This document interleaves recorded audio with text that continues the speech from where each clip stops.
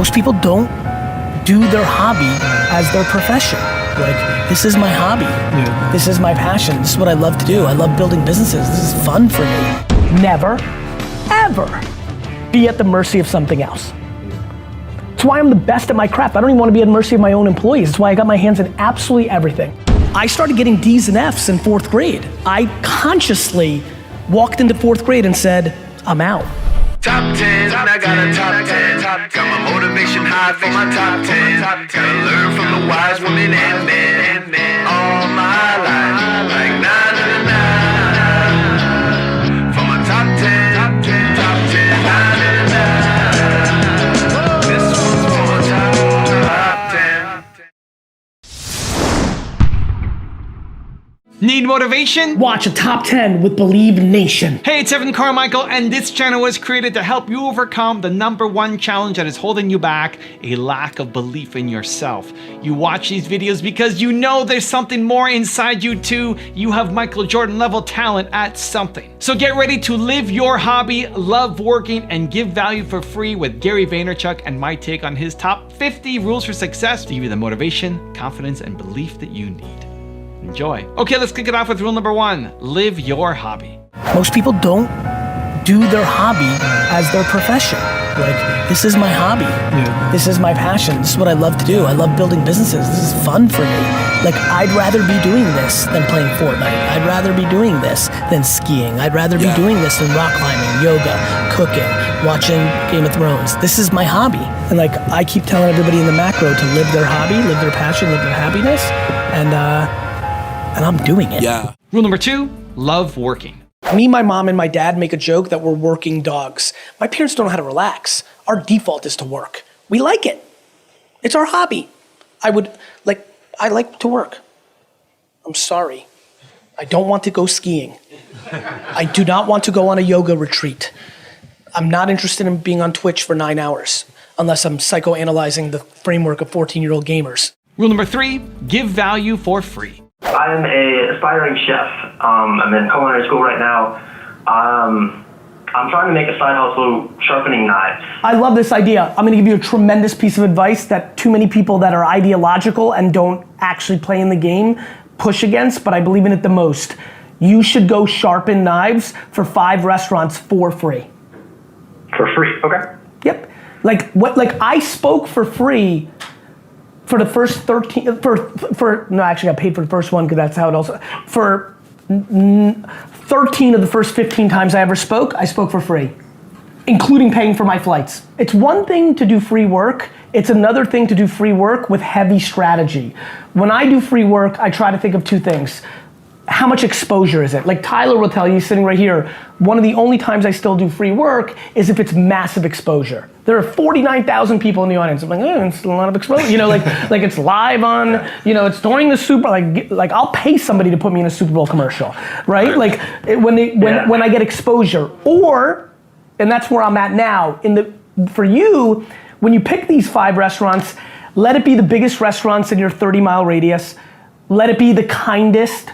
Let it be somebody who has the biggest Instagram following, and maybe like, whether, you know, you never want to give with expectation, but it's okay to ask. You're like, hey, I'd love to sharpen your knives for free. And then like you get in there and the vibes are feeling good. Maybe you're like, hey, listen, like, I hope you enjoyed it. Like, wouldn't mind to take a picture for my Instagram, which then makes them say, oh, we'll put you on our Instagram. Like, you can be thoughtful and do it the right way, but if nothing else, if you do it for free for 5 people, you've established that you do it. Word of mouth is a remarkably fascinating thing. Strategic free work is one of the great moves in our society. Rule #4, recognize trends. You were talking about sports cards heavily to the iconic guys. Why do you think that you're able to see those trends coming? I don't know. I don't know why certain things become obvious to me. Social media, the internet itself, rappers, you know. First of all, I don't predict anything. So, like, there's an article on Forbes.com right now that says sports cards up another 15% as an alternative investment. What I'm good at is actually knowing something's gonna extend. Extend. I think people see things that I see. I think I think I'm very good at understanding if something's gonna be a fad for a month or a trend for 3 years. That's what I'm good at. Also, if you want to have more motivation, self-love, and confidence, check out my 254 series. They're free. The links to join are in the description below. My ability to only be comfortable in massive chaos has been my biggest asset as an entrepreneur. Like, I would never take a f***ing note. Like, that scares the piss out of me what these 3 people are doing right now. In a success world, please understand that success is happiness, not net dollars in. I really think mindset is everything, and so you've got to really decide, are you gonna be positive about things or negative about things? Rule number 5, don't listen to others. I don't think most people are actually judging themselves either. I think they're taking the voices of others to allow themselves to be judged. People are like, Gary, I hear you, but what if they're like, I get it, don't listen to others, but what if your own voice, the one in your own head is telling you suck shit, or this, that, and the other thing? I'm like, you've taken on the voice of someone else. I really believe that. And for some reason, through self-esteem, serendipity, and many other things, I consciously in 3rd grade decided to not try in school. Not because I was the normal 3rd grader, because I definitely wasn't. It was because I was like, this has nothing to do with my life. And I'm gonna start working on my actual skill. And I'm willing to deal with the judgment of my teachers. Do you know how not fun it is to grow up your whole life and have all your friends' parents think you're a loser? Because the only framework in society at that time is your school grades. Rule number 6, market properly. If you're a national bank, instead of spending $50 million on television commercials that nobody sees, I'd rather go give a big time production company $10 million to be the sponsor of a new show on Netflix called ATM, where the whole show transpires around ATMs, and it is literally your company, like actually, not a made up bank. The Ed Sullivan Show was funded and created by the Lincoln Town Car Company. People forget that history. Television started with brands funding it. Commercials came later. I believe now that commercials are gonna be disappearing because we're watching streaming. I do believe that Netflix and Hulu and Amazon will test commercials. My intuition is if they're smart, they're gonna do product integration. And I think, look, let me give you another one. I've always thought that a big car company with like the trucks should do a show called The Tailgate, where the whole show, again, is at a tailgate. And it's your truck is the family's truck, Toyota, Ford, and like, that works. It's interesting because watching the Masters yesterday, how mature the whole brand placement and lack of advertising becomes. It's amazing what can be done. Or the new world we live in. On Twitter, the #1 thing that people were talking about was Tiger chewing gum. And so we have a gum client. So I called them, this is Sunday now, you gotta move fast. I'm like, hey, dude, there's I don't know if you guys saw at one of the award show, the Fiji water girl, right? The woman, I think they call it, that's moral wit. Like, guys, nobody watches commercials. Nobody goes through direct mail carefully. Nobody's going to page 37 of a magazine looking at the ad carefully. Like, the world has changed, I'm sorry. Farming used to be our #1 industry. Things happen. Like, Sears was #1. Walter Cronkite was, America's dad. Like, things change. I'm sorry, things change. Things have changed. Rule number 7, be passionate. Sometimes when I talk to Caleb or anybody on my team, like, I'm the breakout personality in the business space in this last couple years while actively being a CEO and COO of a massive company. And when I talk to them, like, could you imagine if I was just Gary Vee? Like, every morning I would do a morning show from like 8 a.m. to 11 a.m. just Q&A and would like you think I'm penetrating all the channels now? It'd be over. I would do it every day. It's my favorite thing to do. Tea with Gary Vee. Nice glass of tea, just put them on, call me, boom, boom, boom, boom, boom, boom, clip, clip, clip, distribute. Every day. Look how pumped we get when we do. One of the reasons I did 4Ds was for the, what did I just say? Because hiring is guessing. Firing is knowing. Like, that thing's gonna kill on LinkedIn. That's $2 million in the bank. Rule number 8, put out lots of content. We started putting out a song on DSPs every month, and we now do a song a week on YouTube, which is a demo. We then went on tour in Europe, started daily vlogging the tour, and the fans can't seem to get enough. Do you think there's ever too much content? No, I do not.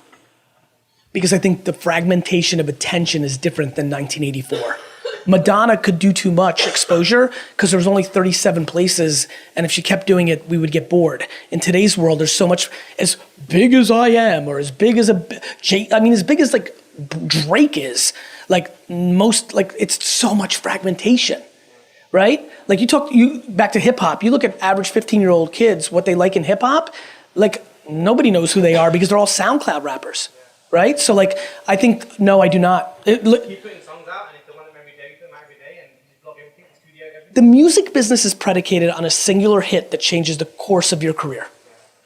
So why wouldn't you give yourself 365 chances a year for that singular hit? Right? I'm telling you, this is ideology of the past, this is everything for me right now, in society and definitely in business. We have not yet, as a collective, completely understood what the internet is. I mean, I'm just being very basic. Like it's a young thing.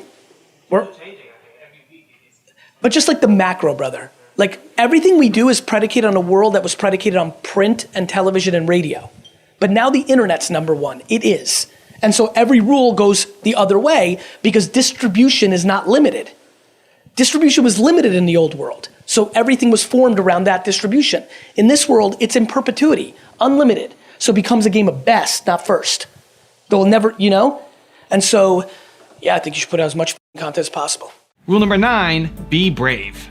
If you actually believe something in a meeting, and it might be against the grain, saying it in a respectful way matters because in 3 years when it becomes true, the other 7 people in that room will remember that, and that may lead to the growth in your career that you're looking for. People think they grow in their career by staying within the framework of their organization. They're actually quietly, subconsciously ruining their career if they don't agree with the point of view. And I know for fact, because the best part of Cannes for me, hands down, is 2, 3 o'clock in the morning when people have so much rosé in them, they start talking truth. I know for fact that there's a lot of people that have strategies or executions they don't personally believe in. It's just a framework of where the margin is in their company or what they have to be held accountable to a bonus. And that's a tough life in some way. I mean, this is only just work. There's much bigger things going on. But I will say being on the record in a room respectfully of what you actually believe, brave, is a very, very good idea. And honestly, back to brave, there's so much content. There's so much going on in the world. What I think this room believes and defines as brave is actually the only prayer to break through consumer attention to make something happen in your business. Rule number 10, have fun. Dave, you know this got nothing to do with you and me. I was like the storyline. You said that you wore that at your first WrestleMania, or like when you went as a kid. How about this? Show him. Show him. Yeah. You saw it? Oh yeah, that's crazy. How about this? Somebody found it. I haven't seen it yet because I didn't have the software. Before and after? I haven't seen it yet. I like that. I went to WrestleMania it was he made one, huh? What Tyson? Yeah, when Tyson. Yeah. The best part of that, bro, I come down with a sign that says "I love the Jets." Oh, the sign. Get that out of there! Let me establish this in wrestling. Well, I thought you were a kid. That's amazing! Holy shit. I can't believe I did that. I'm crazy. Literally, it makes no sense. I have a need to hack WrestleManias and push Jets propaganda. That's basically my 20-year plan. Every 20 years, I hack WrestleMania with Jets propaganda. You should create a Jets character to go into the WWE. I want to be. I'm probably going to be in WrestleMania. Rule number 11, chase happiness. How many people, by show of hands, work in a job and are desperate for their side hustle to become their career? Just raise your hands.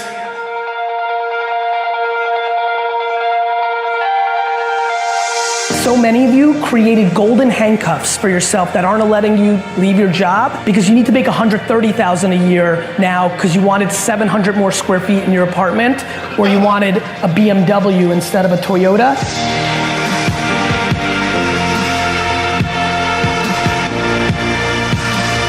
Something I've realized that really kind of caught me off guard is how many people spend more money on than they can afford. The fact that 35% of this audience wants their side hustle to be their careers, but the reason they can't is because they can't quit their job because they need their job to pay for dumb to impress people they hate. And so you're not happy because you wanted 2 or 3 things that mean absolutely nothing. Why are you not willing to take 1 step backwards for a step for the rest of your life? Go do your thing. You're gonna die. It's going to end. Something bad is gonna happen. Something great is gonna happen. But most of all, nothing is gonna happen unless you do something. Please stop looking for permission. Please go do that thing you wanted to do.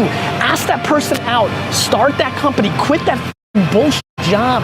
You can always get another bullshit job. Rule number 12, play the long game.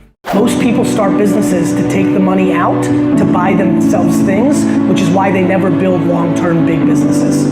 You have to understand there's a fundamental reason I have the career that I have. The only thing I am is energy for the long term. When you can oversell your reality, but then build to the new reality, that's how you get big. For VaynerMedia, I was able to, over the last 5 years, grow us from 22 people to 800 people, from 3 million to 100 million in revenue, because I can continue to do my model. We're gonna make less money this year at 100 million than we made last year at 67. Net. I don't mean percentage. Net. Historically, I've liked to run them where 1 year is profitable and the next year is not.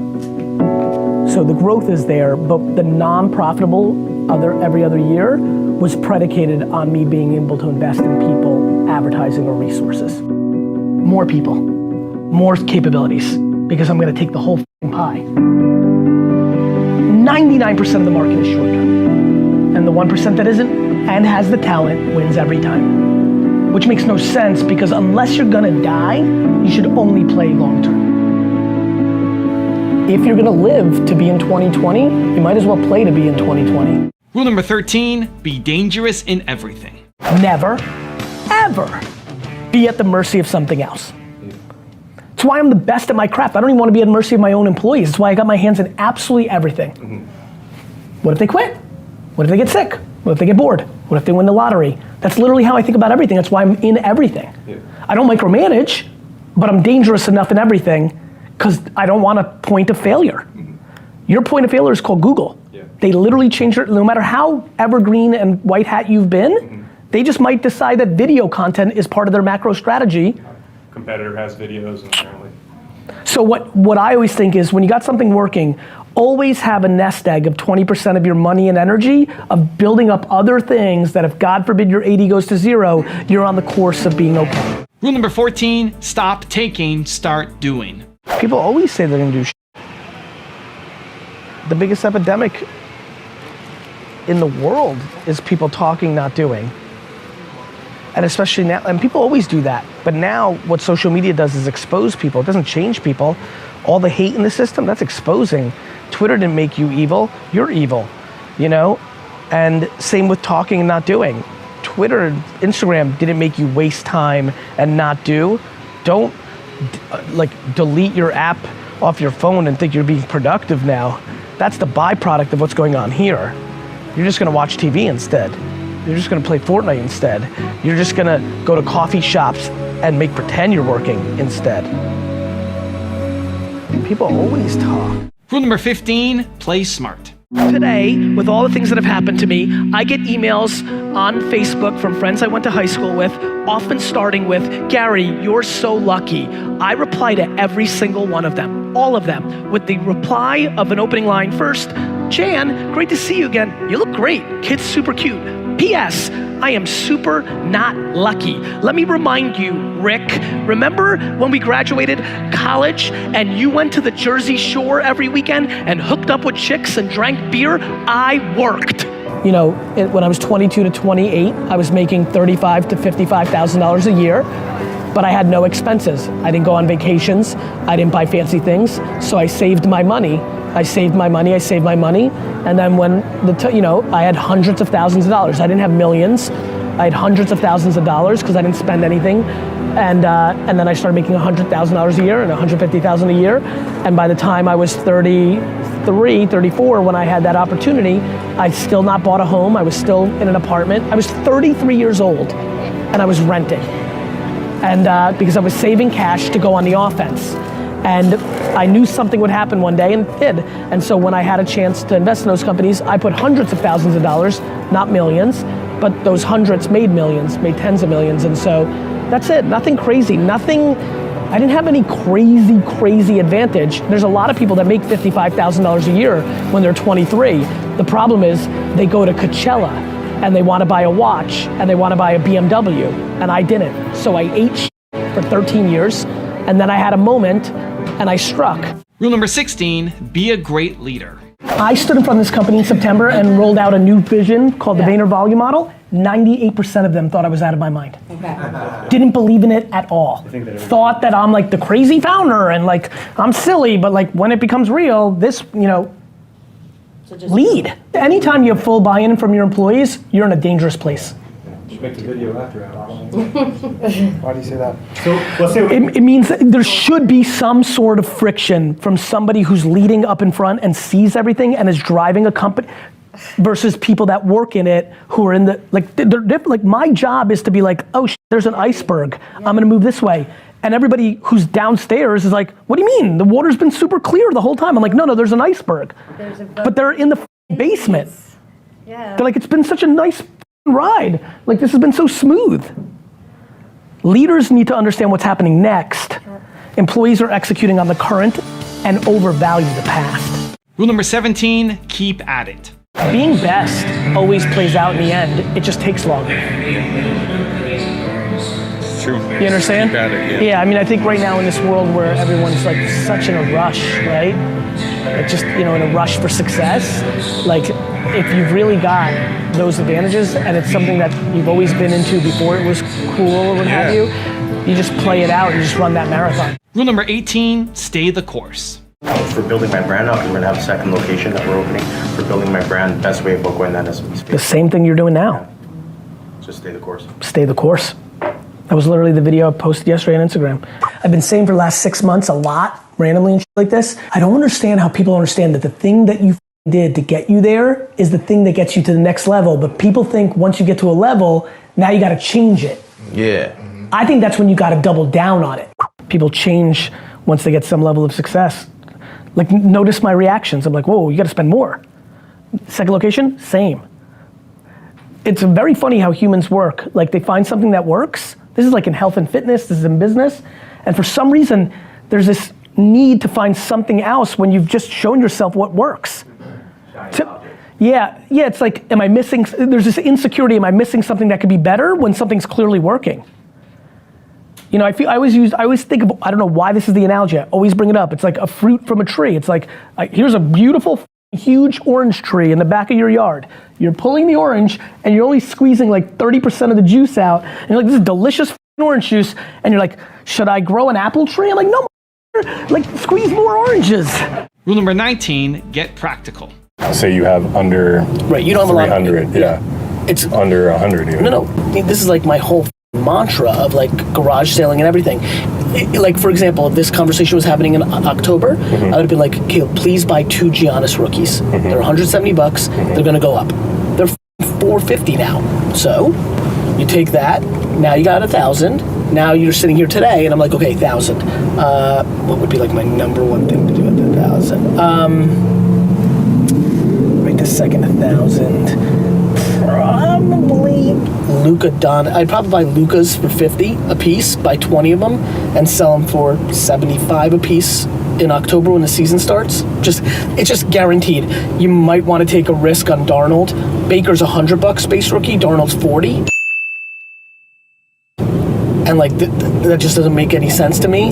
And so if Darnold beats Baker on Monday Night Football in week 2, I just think like the math can get to 80 real fast. And then if you have more money, the real thing to do is buy these basketball cards that are about to come out and try to pull, it's gambling. You can pull a $5,000 Zion rookie card. Because it's all 1 of 1, 1 of 50, patches, autos, like all the, it's really happening though. Like all these sneaker kids are getting into it. My generation's has children now of the age that can collect. That's what happened to me and a lot of other people. Rule number 20, give value. 40 of the first 50 speeches I gave were free. Hey man, I've been doing them. And then the market will speak. Right. If Put I'm in the good or work. not, It's like a band. It's like a comedian. It's like a rapper. You got to do shows. Right. Got to do shows. I'm Got to do doing it. reps. At I'm first, getting- nobody knew who the f- I was. Right. Nobody knew who ET was. Everybody knows now. Appreciate you, Put it- man. we got, Can I bro. get a selfie real Yeah, of quick, course. please? Thank you so much for You're everything welcome, you bro. do. Thank you, bro. God bless you. Thank you, bro. God bless you. Thank you, bro. Thank you. Damien Posey, Uncle Damien Speaks. I got you. Watch for me, man. I be coming. I'll do what you're telling me to do, man. Keep doing it, Early bro. in the morning, trolling. I appreciate the- talking like, you know what I'm saying? Not trolling, but you know what I'm Bringing saying. value. Yeah, bringing value. Bringing value. God bless you. Thank you, bro. Rule number 21, focus on serving. I don't have any secret arsenal of apps. You know, like I use all the same shit everybody else does. It's what I fill the platforms with is what matters. Everybody starts with 0 followers and everybody's got the same apps that everybody's on. It's what you fill it with. The biggest difference between me and the far majority of the market is every time I put out a piece of content, I literally through my brain, in my soul, think, what's this gonna do for them? 99% of people when they post, think about what's this gonna do for me? That's the game. How many likes am I gonna get? How many t-shirts am I gonna sell? Who's gonna see this that's gonna feel cool for me? Everything's about me, which is why everything seems the same, which is why everything's sitting in a swan in a pool in the Hamptons. It's like, it's all the same shit. Flowers in the hair at Coachella, gold faking watches, jumping fences to take a photo at the private plane place. It's all the same shit. It's me. The second you don't think that way, the second everything changes. And growing up in restaurants and retail stores where you serve is an incredible framework. And I got lucky that I went through those experiences before this world came because it became my framework. Rule number 22, live in the trenches. And one of the great reasons my company does well is there's not a single person that works at VaynerMedia that does the work more than I do. As the CEO of my company, there's not one employee that works for me that produces more content, deploys more ads. Like I'm living in the trenches. I'm a practitioner. I'm in meetings sometimes with the platforms where I'm correcting their mistake of what their platform can do. Rule number 23, have empathy. So what's the secret of making people engage with your content? I mean, it's just Empathy. smarts, empathy, okay. Empathy is the secret. I believe I sit at where I am in the lexicon, which is I think a winning player in today's new environment because I'm empathetic to my audience. I put out content that brings them value, not makes me feel good about myself. Rule number 24, be patient. Literally, the core thing that I keep pushing, because I believe in it the most, is patience. So many people can be successful. The problem is they're trying to get there so fast, they cheat and then they lose. Not super complicated. It's really not. It's like everybody's so like passionate of looking successful that it f***s them up from actually being successful. I'm kind of fantasizing of like moving to another country and starting from the beginning just because the beginning's my favorite part. It's the process. It's the process. And honestly, that's the same point of like, it's easy for me to be patient because I like playing more than I like the things that playing gives me. And everybody wants the stuff that playing gives them. Rule number 25, don't have regrets. When people are like, what have you done wrong? And I'm always like, I'm too much of an immigrant and always have a nest egg and never put myself in a position to lose it all because I don't care enough about the money. So I'm never gonna be like that guy, but the things I've done wrong are the things I haven't done. The things I've done wrong are the things I have not done. So missed opportunities. Missed opportunities that are hidden that I'll never know I don't know. What have I done wrong? I should have done that TV show. I should have gone on that yacht with that billionaire. I should have, like a million things I've done wrong. I mean, I should have said yes to Uber. The delta in my Uber is $500 million. That's a lot of money. On the only person I thanked in my book besides my family. Like, it's not like some random guy pitched me. It was my homie. Because I bought a house and I wasn't super liquid. And it was a side project. So all my biggest mistakes are the things I haven't done, not the things I've done. Rule number 26, be good. Do you know what was going on in Silicon Valley when Steve Jobs was at his height? Young dudes thought they had to be like Steve. Do you know how excited, Claude can tell you better, do you know what we're doing here? I'm inspiring a totally different alpha executive, female and male. That's huge. That's legacy. That's cool. Like, what? Like, you could be an alpha assassin winner and have a heart as your logo? What? That, you know, it may seem too, you might be too close to it, but it's super cool. It's super different. And it's, go, see ya. Thank you. I listen to Marcus more than you. I love you guys, see ya. That's why I love, you know, listen, this is, you know, actions over words.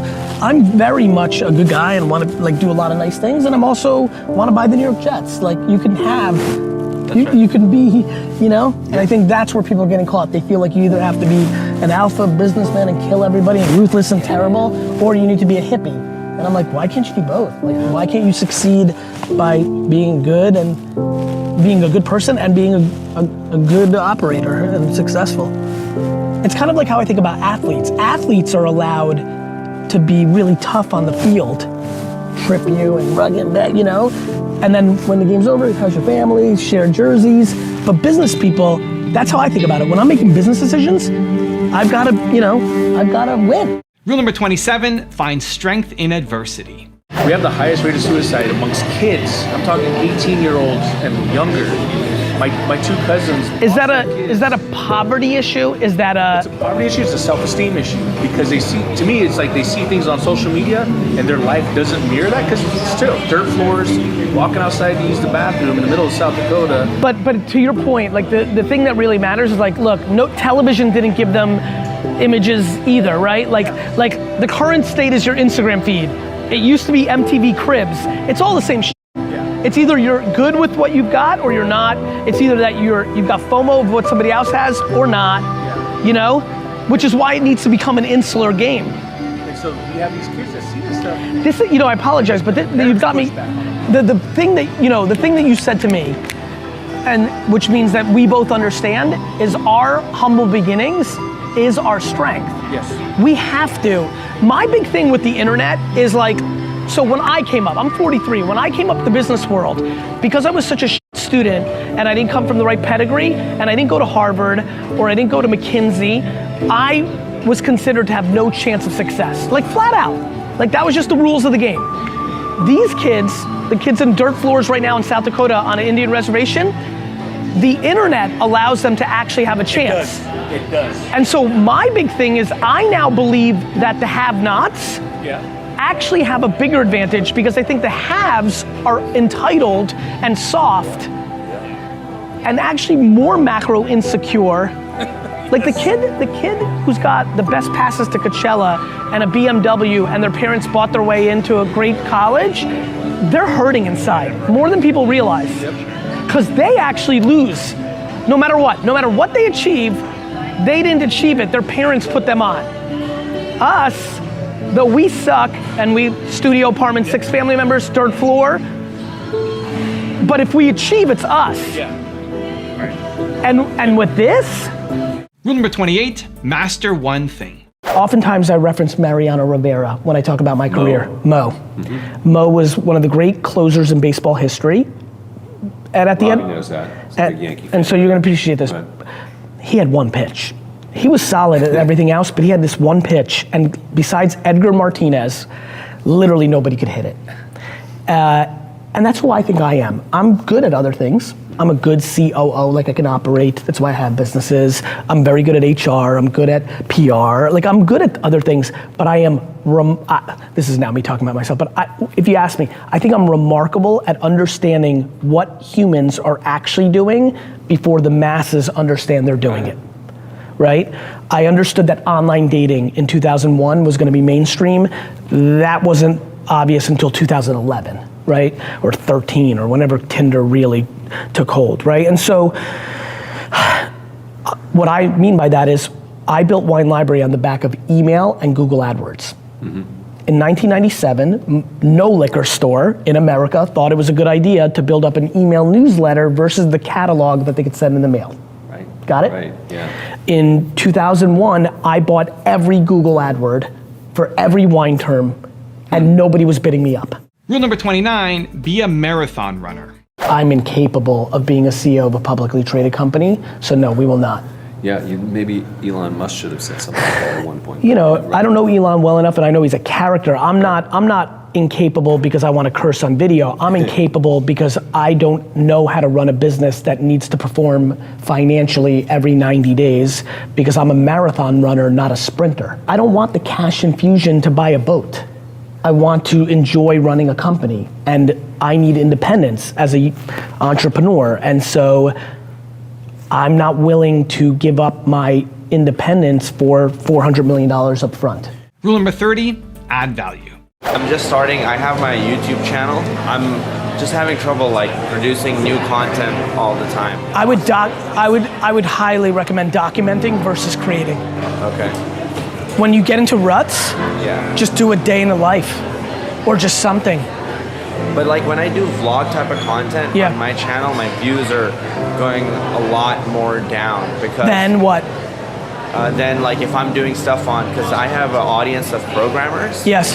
So when I'm doing stuff with coding content or something, those get a little bit more views, but you're pandering to views instead of putting out content.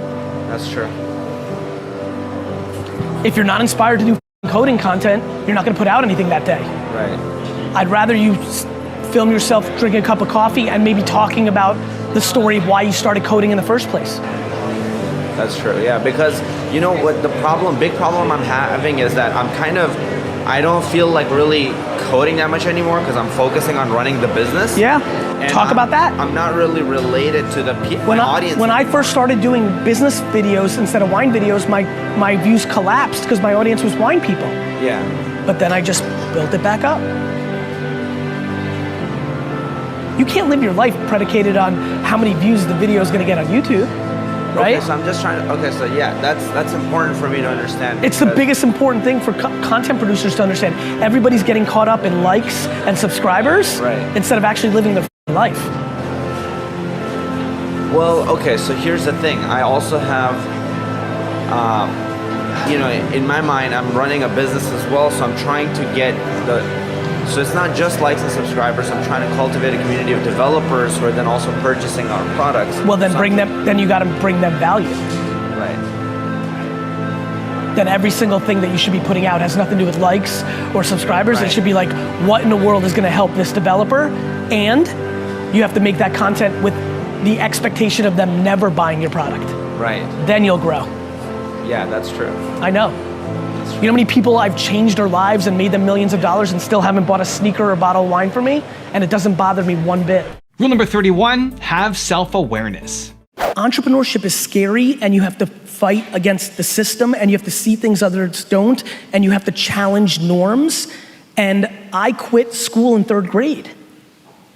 You know, like, I did. Like, it's super weird, but like, I started getting D's and F's in 4th grade. I consciously walked into 4th grade and said, I'm out.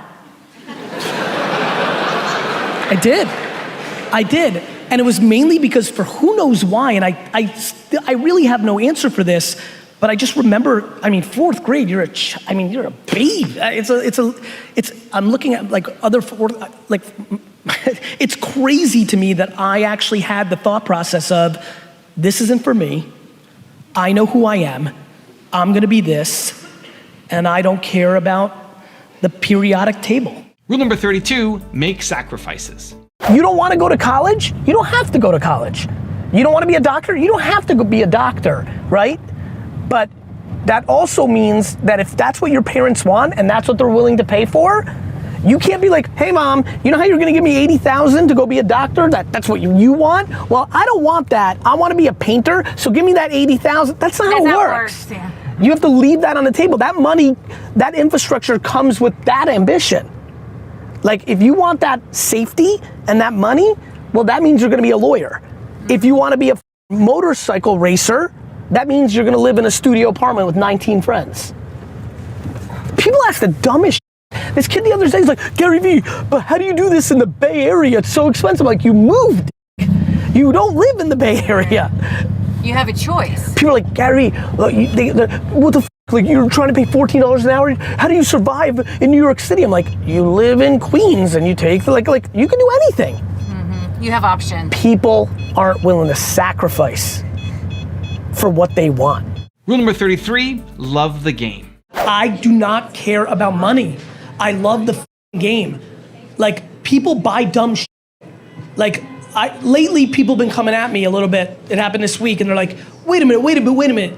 You keep telling all of us that you didn't make any money, but how'd you have money to invest in Facebook, Uber, and Twitter? Just like a thing that's popped up this last week. And I'm laughing, because I'm replying, I'm like, because I lived in an $1,100 a month apartment that was a piece of shit in Jersey. I went on no vacations, I bought no $4 coffee, I didn't buy any swag clothes, and I saved. I made $41,000 a year the first 3 years of my career, and I saved $9,000 each of those years. You know how many in here make $70K a year and lose money each year? Because they got I didn't have a credit card until I was 27. I had a debit card because I wasn't gonna spend money I didn't have. I don't give a about money, I care about the game. So when I lose money, I don't care, because I just don't care about it. I think people value money too much. Because they think it buys them happiness. Like, people think that, and I really don't believe it. I really don't. Rule number 34, don't dwell on your weaknesses. I don't think you get the same returns by overwhelmingly working on your weaknesses as you do on tripling down on your strengths. I don't know what else to say. Like, it's so clear to me. I think so much of what I talk about is predicated on not only my successes, but watching my family members, watching that whole ecosystem of startup founders, just watching. I watch a lot. I read a lot of like people's behavior more so than, books or things of that nature. And so, yeah, I mean, I believe that the entrepreneurs that have gone on to quadruple down on their strengths and then hire around their weaknesses have had much better success than the ones that dwell on their shortcomings because somebody they look up to was good at it and said it was important, and they waste their time on something they'll never be. Rule number 35, change your perspective. I'm unbelievably in tune with the fact that it's almost impossible to become a human being, and I have no interest in taking that for granted. I love when analytical people, so when I have a very deeply math kid in front of me and we're having some sort of debate and they're upset about something, I'm like, you do know the odds of being a human being are 400 trillion to 1, right? Like, I think that what drives me is an unbelievably clear perspective to how lucky we are to have an at-bat, and I'm struggling to dwell on dumb shit. As long as 8 people that I love more than life are alive that morning, I'm in good spirits. I really am. Yeah. I think adversity and humble beginnings is an incredibly good framework to happiness if you layer positivity and optimism around your difficulty. A lot of times people look at their difficulty and dwell and go the other way. So for me, I'm excited every day because I get to play. Rule number 36, prioritize culture. People who are dragging down the culture of a business shouldn't be there. It's risks. I wish most businesses were into documenting and coach. What most businesses are doing is, Harold's a dick, but his numbers are remarkable. Yeah. That's what's really happening. That's what I'm referring to. That if you've got somebody who's driving top line revenue, or she or he is crushing their numbers, what most companies are doing is they're looking at surface level. They're like, ooh, if we fire Carol, we're gonna lose those 3 accounts because she's so wired in there. What they don't realize is the hidden lost revenue that's happening with Carol or Harold destroying the culture and completely messing up the continuity and speed of the macro. So what do you do, from your point of view, what do you do if you have someone who's really kicking ass, bringing the numbers in, and they're just they're a jerk? What do you do with them? What I do, one man's point of view, is I sit them down, I look them dead in the face, and I say, you think I'm joking because you're delivering, but I'm not joking, and if you can't be a good human being, I'm going to fire your face. Rule number 37, grow through adversity. I grew up really lucky in the fact that I had disproportionate adversity in the first decade of my life. I was born in Belarus. We came to the US when I was 3. I lived in a studio apartment with 8 family members. It was super immigrant, right? We didn't speak English. my dad, I didn't even know my dad until I was 14 years old and started working in his liquor store because he woke up to go to work before I woke up, and he got home after I fell asleep. I went on one family vacation in my entire life, or two in my entire high school life, both to Disney World in Orlando, stayed in a Holiday Inn. Like, we kept it humble. We didn't buy dumb shit, I basically wore liquor t-shirts my whole life through high school because they were free from the liquor store. Like, the level of humility and a lot of my ability to not worry about others was predicated on circumstance.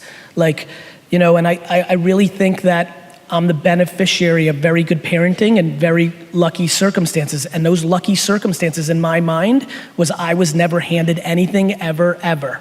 Rule number 38, be patient. So Gary, if there's one thing you want to tell every creative out there that's struggling now, that's trying to get up to their career, what would that one thing be? It takes years of great creative work to get to that place. Like, stop judging yourself. Just because this one video didn't get as many views or not as many likes. Don't judge yourself in the daily. Judge yourself in the yearly. And slow it down. Be patient. Rule number 39, love losing. I love losing. Like, micro losing especially, more than macro losing, is incredibly motivating. There's nothing more fun than losing regular season games. Right. You learn from them. Come the playoffs, you'd like to build on that. I think adversity is the foundation of success. My losses are my losses, and my wins are my wins, and they both feel the same. When I hear the accolades or when I get razzed, I basically can't hear them. I'm just so in love with the process. And that's what getting up off the floor is. You had no choice. It's in your DNA to want to play. Rule number 40, find true happiness. The most important thing I think about when I think about getting to happiness is not so much owning anything, it's the ability to not hear anything but yourself. There's nothing more powerful than when everything gets quiet and the only thing that penetrates is your own voice, and that voice isn't judging you. Rule number 41, love the game. I will never fail because there is no failure. The at-bat is the macro win. If I lost all my money because I did 37 ridiculously bad decisions and over-leveraged myself, the ability to go back to zero and try to buy shit at the dollar store and flip it on eBay and build it back up weirdly excites me more than where I am right now. I swear on my children's health. No kidding.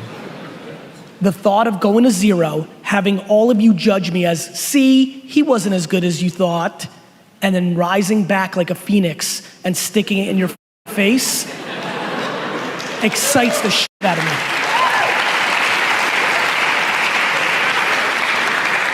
I believe that right there is the definition of entrepreneurship. It's when you love your game more than what the game gives you. That's why I like losing.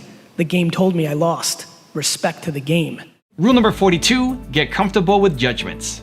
When you're 10 years old, confidence is a very funny thing. You're still forming as a human, but the reality is if you're twitching and you're over responding to how many subscribers you have or what your friends in school are saying, you're not going to be able to be successful. And so you're lucky, Giovanni, to be able to start this process now, not when you're 45 years old. The quicker you get comfortable with judgment of others, the more likely you'll be successful long term. The way to get your confidence up is to start enjoying the pushback, is to start enjoying people say that you can't, is to start enjoying the judgment of others who don't understand. If you're not comfortable in your own framework, you'll never succeed. Rule number 43, change your perspective.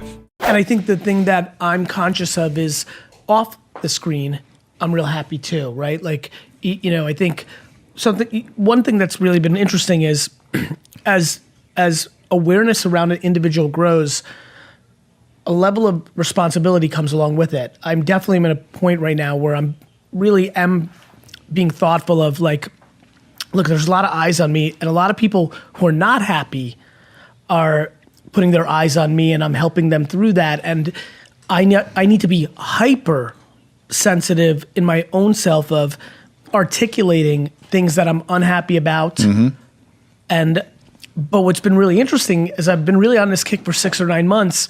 I'm struggling to be unhappy because I've come to realize it's unbelievable how simple my life is. If I genuinely wake up in the morning and 8 to 10 people are actually still alive, I'm just struggling to be upset about stuff.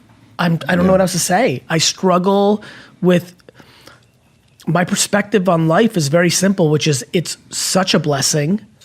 It's so rare, you know? Last time we were here, I made a video with you guys, and in there, I talked about the 400 trillion to one, and in that micro piece of content, which I've chopped up and used, it's one of my most successful piece of content ever, happened in this building a couple years ago. And I've always internalized it. I finally articulated it a couple years ago, and I continue to internalize it, which is, I am happy because I'd like to understand, I'd like somebody to sell me on what to be upset about. Rule number 44, take risks. I'm not sure anybody is taking enough risk from 20 to 30. Yeah. It is the most interesting thing that I've been thinking about, which is it is never more practical to be disproportionately risky than from 22 to 30, yet everybody goes the other way because now they're the real world and it's time to prove something to their parents, to themselves, to everybody else, and everybody goes conservative.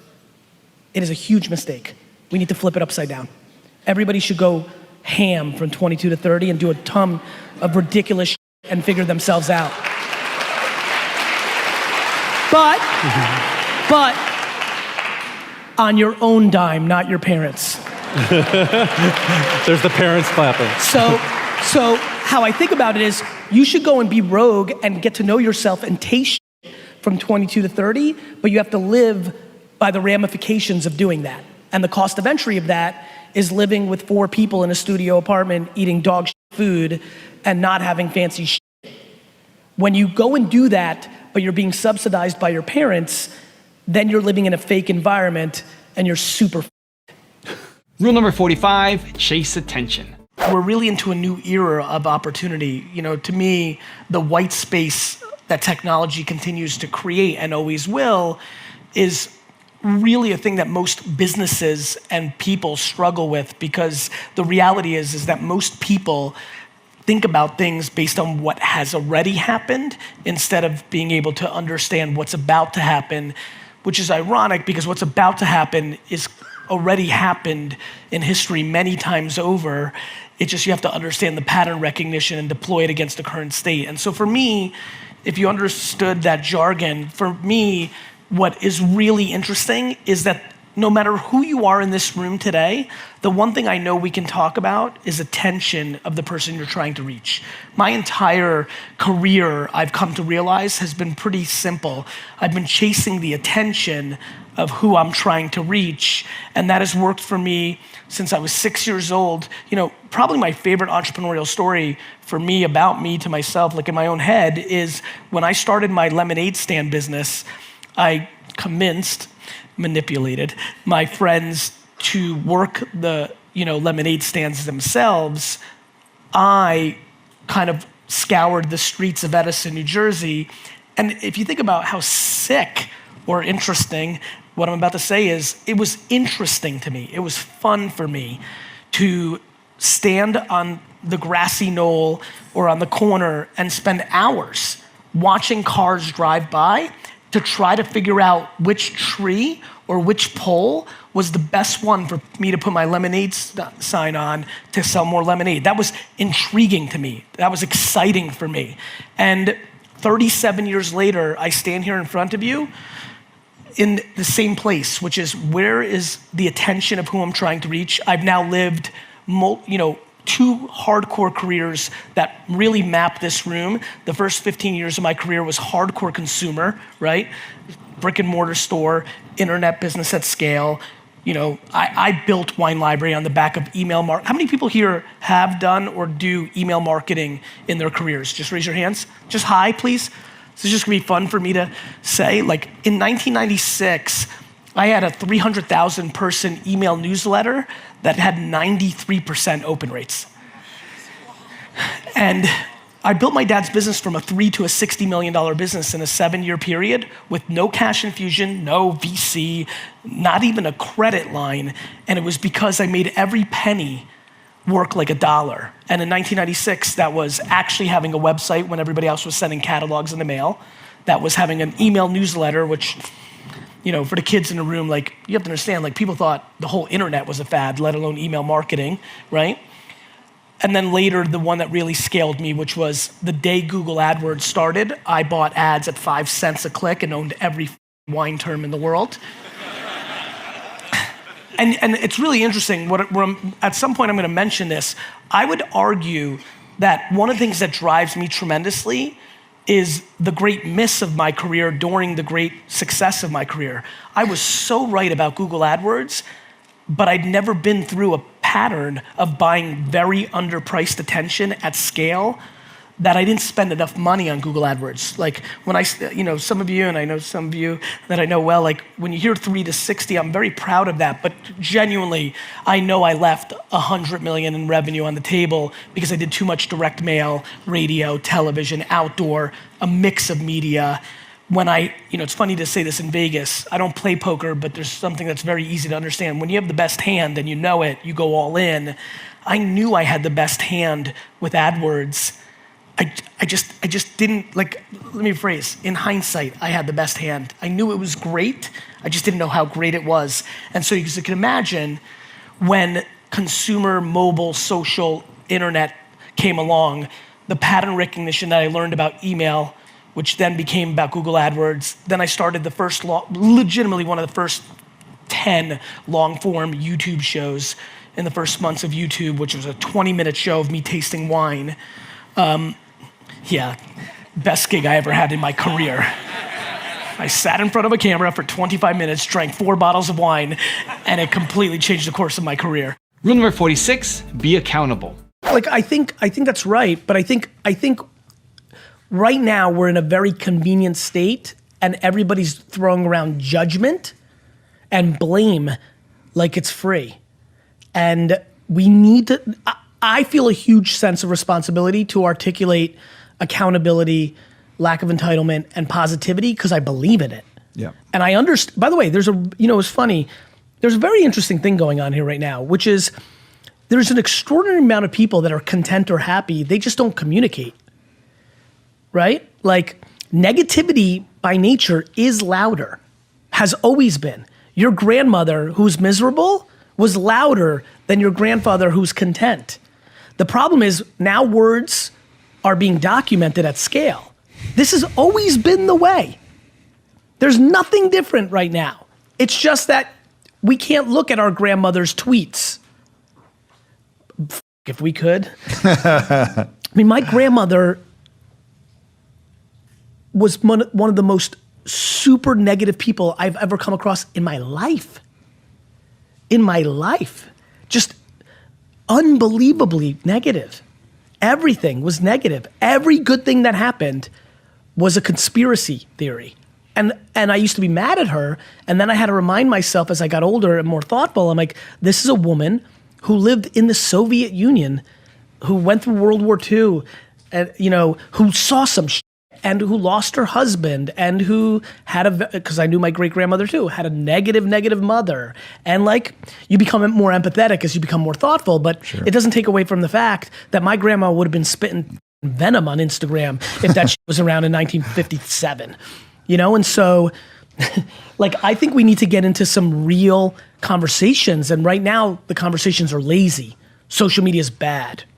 It's Apple's job to restrict it, and that's cool. I'm like fine with a level of like platform and government involvement. I'm fine with that, but like, you'll always be disappointed if you think some big force is gonna save you.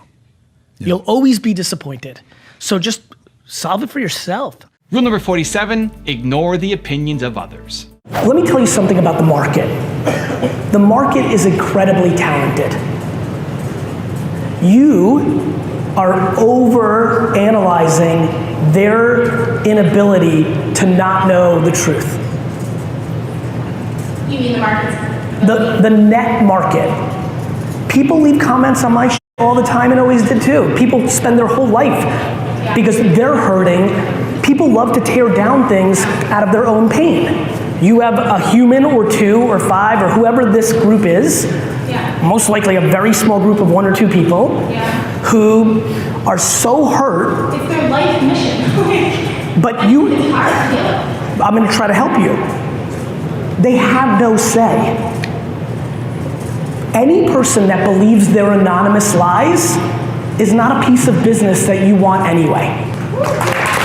Got it? There are plenty of people who believe certain things about me, and that's lovely, because there's 7.7 billion people, and even if I keep crushing it in perpetuity, squeezing the out of it, I will never get to even a fraction of it. Whatever you're losing from those pieces of shit have 0 impact on your upside. You just don't see it that way yet. Listen to me, if every single person in this room believed it, it's a drop in the bucket in the market. By the way, the second you stop giving it love and attention, the second it stops getting interesting for them.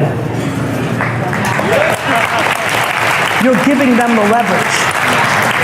When you realize you have 99.9999999999999% of the world to focus on, they will get real quiet after you stop giving a f***. Rule number 48, provide value. I'll tell you what's really emerged: entitlement.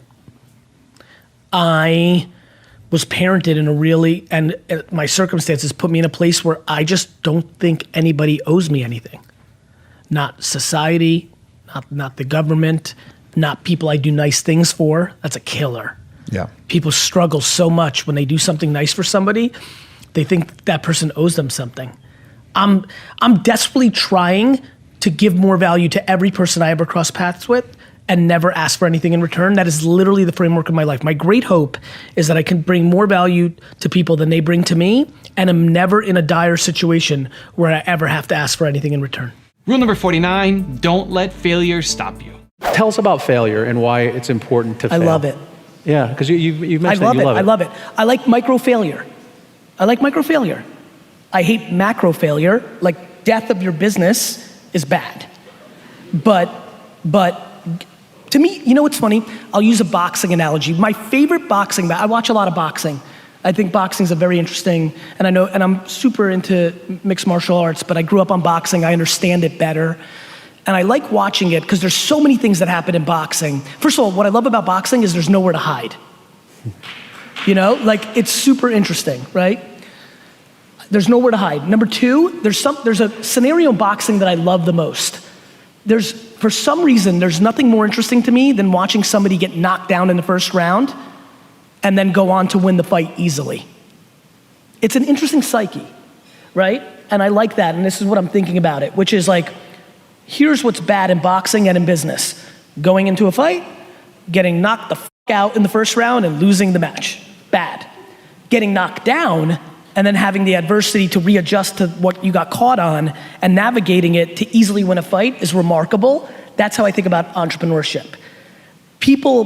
The reason so many people struggle with entrepreneurship is you have micro failures almost daily, and they're very in your face. You can't hide. And I like that. I like failure because I think I deserve it. I hate when people don't respect the game. When I fail, it means I f***ed up. And I like that because I think people get audacious. My number one thing that I hate about capitalism is that people use it and they love it and they're big capitalists and they love open market and competition and all that, and then they become 73 and they try to use all their money to protect their money. They're not willing to let a young lion eat them the way they ate somebody else. I hate when they try to manipulate it. That's what I love about sports. What I love about sports is when you're 36 and you were once the best player in the league, but now you're getting a little bit older and your body breaks down, you are forced to retire. The one thing that entrepreneurship and capitalism has to adjust to is once you get old and you're tired and you want to be on a yacht instead of working your shit, you should lose some money because you're losing. And rule number 50, the last one before a very special bonus clip, is make sacrifices. So many people are asking me, like, how do I live my dream, Gary? And, you know, I don't have time. I have mortgages and bills and responsibilities in my job. I don't have time for my side hustle, my Twitch channel, my Instagram account, my Shopify store selling hoodies. And I keep getting to this new place, which is, talk to me about your bills. Like, why'd you buy an apartment that stretches you? Why is your car so fancy? Like, why do you need the new Gucci every time? Like, why are you going out Thursday, Friday, and Saturday night? Like, why are you going to Coachella? Like, why are you going to Avengers opening night and buying the biggest piece of popcorn and candy? Like, the answer to all of your questions is not how much money you make or how much time you have, it's what you're spending your money on. Why do you want the newest pair of Yeezys? Why? Why?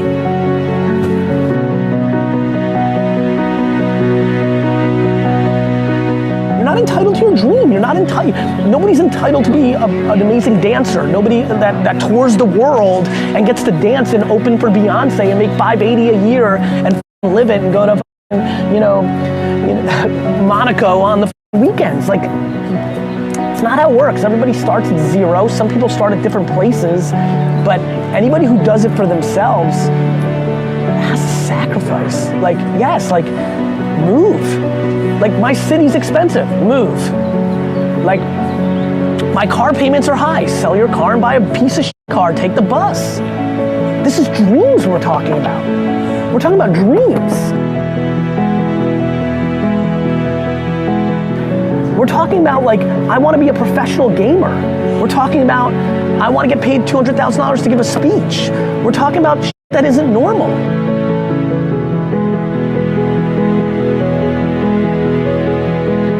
Dreams require sacrifices. People don't want to sacrifice. Like, some reason, DNA, parenting, circumstance, I'm on the extreme end of everything's my fault. Nobody owes me shit. I shouldn't get anything unless I bleed for it.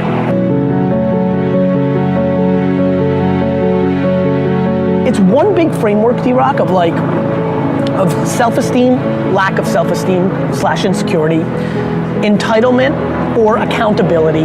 It's these huge things.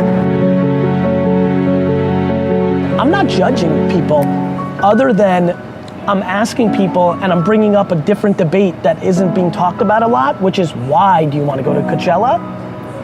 That's what I'm interested in.